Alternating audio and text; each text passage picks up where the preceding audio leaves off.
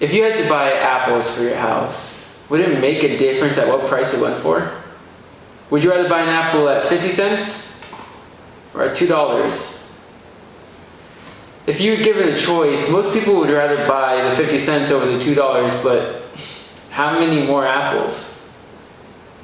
In economics, there's this idea that links the price of an item and its demand. This is known as the price-demand curve. In short, the theory says that as the price of an item increases, the demand decreases, and as the price drops, the demand increases. But does this happen all the time? Does the manipulation of a price directly and proportionally affect the demand of a product? Or are there also emotional and psychological factors in play? This is the topic of the episode.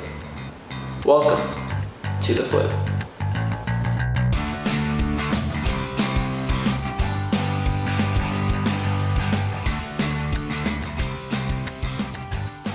This economic theory concept is applied in practical terms by businesses every day.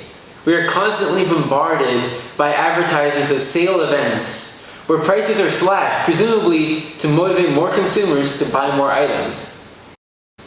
But how much does a price need to move? Do businesses even know how much to change a price in order to get a certain increase in sales? The answer is yes. So let's go back to our main example, the example about the apples. Now let's say a company called Fresh Fruits decides to sell the apple at different price points and records its sales. So this table shows the amount of apples sold at a different price point. And so the first thing we're going to do is we're going to organize this data in order to fit it into our price-demand curve. So we're going to organize it by starting with the largest one, which is at $2.99. Then we're going to go to $2.79, $2.49, $2.19, $1.89, and $1.79. And so at $2.99 they sold 10, $2.79 they sold 12, at $2.49 they sold 18, at $2.19 they sold 29, at $1.89 they sold 41, and at $1.79 they sold 50. So as you probably noticed, as I began typing, a graph began to emerge. So the first thing that you should know is that we've actually just created the price-demand curve for fresh fruits.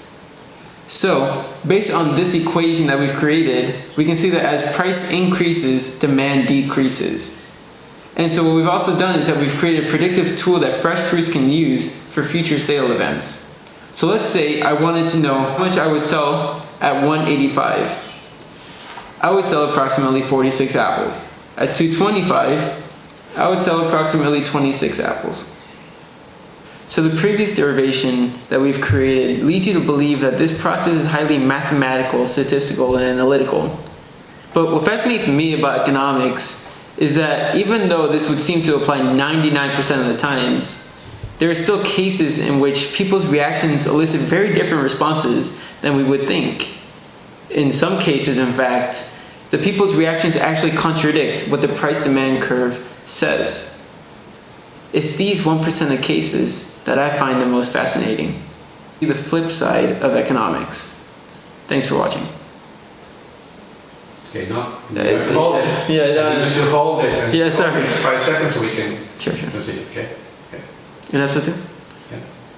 In episode 2, we will continue to explore this theory, and we will begin to see the flip side of economics. Thanks for watching.